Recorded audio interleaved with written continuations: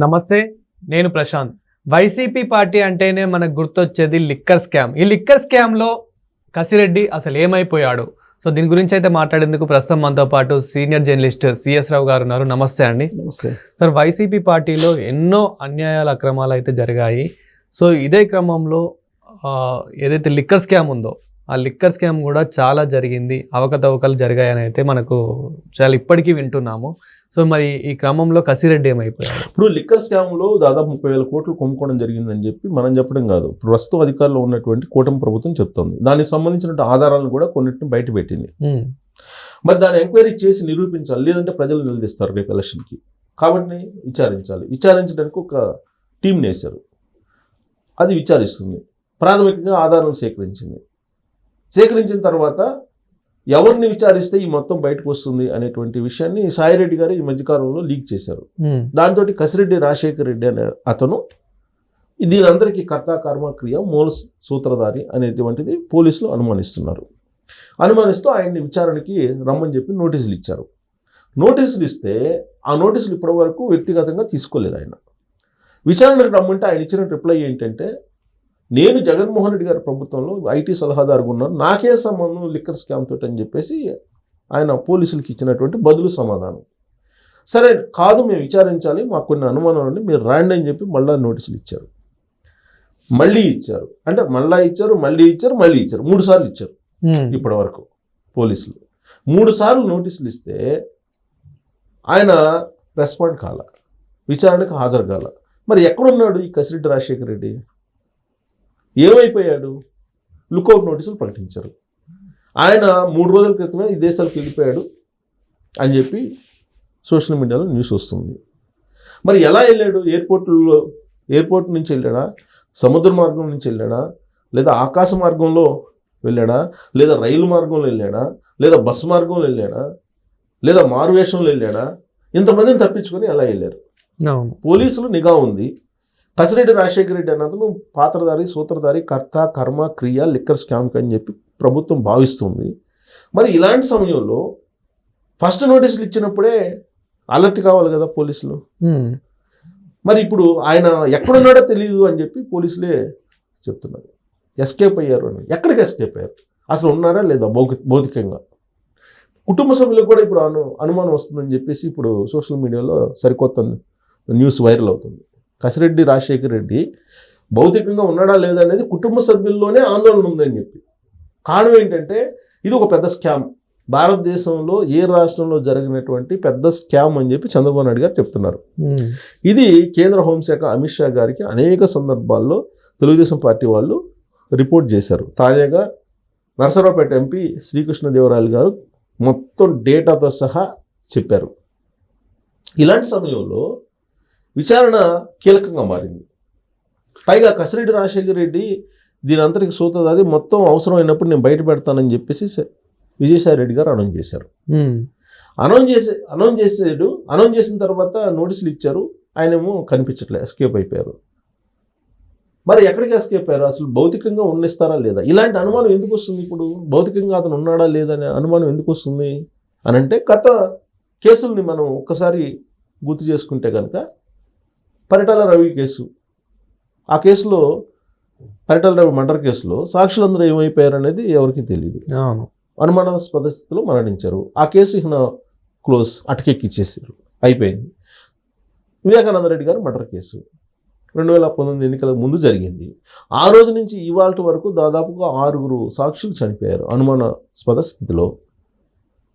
ఇంకా 1-2 ఉన్నట్టున్నారు. మరి ఈ సంఘటనలు చూసిన తర్వాత మరి లిక్కర్ స్కామ్లో ఏం జరుగుతుంది అనేటువంటి అనుమానం సహజంగా వస్తుంది కదా. ఏపీలో సహజంగా ఏ పౌరుడికైనా వస్తుంది. ఏ ఇద్దరు కనిపించినా కానీ మాట్లాడుకునేది ఇదే. ఇప్పుడు సో గతంలో మనం తెలంగాణలో చూసుకున్నట్లయితే కనుక కవిత గారి మీద ఏదైతే లిక్కర్ స్కామ్ అయిందో, సో ఇది ఇప్పుడు ఏపీలో ఇది అంతకు పెద్ద కేసే అనుకోవచ్చా? ఇప్పుడు కేవలం కవితది ఎంత 100 కోట్లు అండి, 100 కోట్లు కుంభకోణం జరిగింది, 100 కోట్లకు సంబంధించిన స్కామ్ అది అని చెప్పి ఢిల్లీ లిక్కర్ స్కామ్ బయటకు వచ్చింది. దాంట్లో కవితను తీసుకెళ్లి తిహార్ జైల్లో పెట్టారు. తర్వాత కేజ్రీవాల్, ముఖ్యమంత్రి హోదాలో ఉన్న కేజ్రీవాల్ని తీసుకెళ్లి తిహార్ జైల్లో పెట్టారు. అలాగే సిసోడియా ఆయన్ని పెట్టారు. ఇది ఉప ముఖ్యమంత్రి అనుకుంటా ఆయన్ని పెట్టారు. అనేక మందిని పెట్టారు కదా జైల్లో, తిహార్ జైల్లో తీసుకెళ్లి పెట్టారు లిక్కర్ స్కామ్కి సంబంధించి. విచారణ జరుగుతుంది, ఈడీ విచారిస్తుంది. దీనికి 10 రెట్లు ఎక్కువ, 10 కాదు కొన్ని రెట్లు ఎక్కువగా ఉన్నటువంటి లిక్కర్ స్కామ్ ఆంధ్రప్రదేశ్ది మీరు ఎందుకు టచ్ చేయట్లేదు? ఈడీ ఎందుకు టచ్ చేయట్లేదు? ఇప్పుడు ఆల్రెడీ ఆధారాలు రాష్ట్ర ప్రభుత్వం సబ్మిట్ చేసింది. రాష్ట్ర ప్రభుత్వం సంబంధించిన సిఐడి దగ్గర ఆధారాలు ఉన్నాయి. 30,000 కోట్ల రూపాయలకు సంబంధించినటువంటి అవినీతి అక్రమాలు జరిగాయి అనేది. ప్రతి సంవత్సరం దాదాపుగా 40 నుంచి 50,000 కోట్ల రూపాయలు వ్యాపారం జరుగుతుందండి అక్కడ లిక్కర్ది. దీంట్లో దాదాపుగా 5 సంవత్సరాల్లో 2 లక్షల కోట్లు దాదాపు జరిగి ఉంటుంది, లేదా 1,50,000 కోట్లు అంటున్నారు. సరే 1,50,000 కోట్ల 2 లక్షల కోట్ల ఎంతో కొంత ముందు దాన్ని ఎస్టిమేషన్ వేస్తే కనుక దాదాపుగా ఇదంతా కూడా ఎవరు చేశారు, ఎవరు చేశారు మద్యాన్ని? ఆ రోజు ప్రభుత్వంలో ఉన్నటువంటి పెద్దల సహకారం తోటి ఈ కసిరెడ్డి రాజశేఖర రెడ్డి చేశాడు. ఆయనే ఆయన ఎవరికి చెప్తే వాళ్ళకి డిస్టిలరీలు పర్మిషన్ ఇచ్చేవాళ్ళు. ఆయన ఎంత చెప్తే అంత ఇండెంట్, అంటే ఎంత రిక్వైర్మెంట్ ఉన్నాయి ఇండెంట్ ఇచ్చేవాళ్ళు. ఇండెంట్ ఇస్తే ఆ ఇండెంట్ ప్రకారమే తయారు చేసేవాళ్ళు. దాన్ని గోడౌన్లు సరఫరా చేసేవాళ్ళు, గోడౌన్ నుంచి షాపులు సరఫరా చేసేవాళ్ళు. షాపుల్లో వీళ్ళు గవర్నమెంట్ అమ్మించింది. ఎట్లా అమ్మించింది? ఆన్లైన్ పేమెంట్ కాదు. ఆన్లైన్ పేమెంట్ కానప్పుడు ట్రాన్స్పరెంట్ అయితే ఉండదుగా, క్యాష్, అంతా క్యాష్. మరి ఆ క్యాష్ దాదాపు 1,50,000 కోట్ల రూపాయల క్యాష్ ఇటుపోయింది. జమ ఎంత అయింది? ఎంత జమ అయింది క్యాష్ ట్రెజరీకి? ఎంత మ్యానుఫ్యాక్చరింగ్ చేశారు? ఈ రెండు మధ్య ట్రాలీ కావాలిగా. మ్యానుఫ్యాక్చరింగ్ ఎంత చేశారు మద్యం, ఏ బ్రాండ్లకి ఎంత రేటు నిర్ణయించారు, తర్వాత ఎంత వీళ్ళు ట్రెజరీలో జమ అయింది, మిగతా అమౌంట్ ఇటుపోయింది. Very simple. ఈ లెక్క పెద్ద అద్భుతం ఏం కాదు. దాంట్లో కొంచెం మనం 1,50,000 కోట్లు అన్నాము, ఇంకో తక్కువ ఉండొచ్చు, ఎక్కువ ఉండొచ్చు, కొంచెం అటు ఇటు ఉండొచ్చు. సరే ఏదైనా సరే అది 1,00,000 కోట్లు, 1,50,000, 2 లక్షల కోట్లు అనేది కాదు. ఈ తయారు చేసినటువంటి దానికి, ఇండెంట్లు పెట్టిన దానికి, తయారు చేసిన దానికి, అలాగే ఇక్కడ ట్రెజరీలో అమౌంట్ జమ అయిన దానికి ట్రాలీ చేస్తే సరిపోతుంది కదా. ఇప్పుడు ఇండెంట్ మనం చూపించవచ్చు, ఇండెంట్ తక్కువ చూపించవచ్చు, కానీ అక్కడ తయారీకి సంబంధించిన మొలాసిస్ కానీ ఇవన్నీ ఆర్డర్ ఇస్తారుగా, దానికి సంబంధించిన ఇంగ్రీడియంట్స్ ఉంటాయి కదా, ఇంగ్రీడియంట్స్కి ఎంత ఇచ్చారు, ఆ ఇంగ్రీడియంట్స్లో ఎంతెంత సప్లై చేయొచ్చు, ఎంత తయారు చేయొచ్చు అనేది ఒక అంచనా ఉంటుందిగా. అంటే వీళ్ళు ఒకవేళ ఇండియన్ తక్కువ చూపించినా, మేము తక్కువ చూపించాం, తక్కువ తయారు చేసాం, తక్కువ మేము చూపించిన దానికి సంబంధించినటువంటి ఇంగ్రీడియంట్స్ సప్లై ఉంటుంది కదా, అదైనా తెలుస్తుంది కదా. ఇదంతా చేసింది ఎవరనంటే కసిరెడ్డి రాజశేఖర రెడ్డి సూత్రధారి. ఇతని కింద దాదాపు ఒక 7 అంచెల్లో డబ్బు ఫ్లో అయింది, దీన్ని కంటైనర్లో పంపించారు విదేశాలకి అనేది చాలా కాలం నుంచి వినిపిస్తుంది. సో ఈ లిక్కర్ స్కామ్కు సంబంధించి మొత్తం బయట రావాలంటే కసిరెడ్డి రాజశేఖర రెడ్డి విచారణకు హాజరు కావాలి. అతను నోరు విప్పితేనే మొత్తం వ్యవహారం బయటకు వస్తుంది.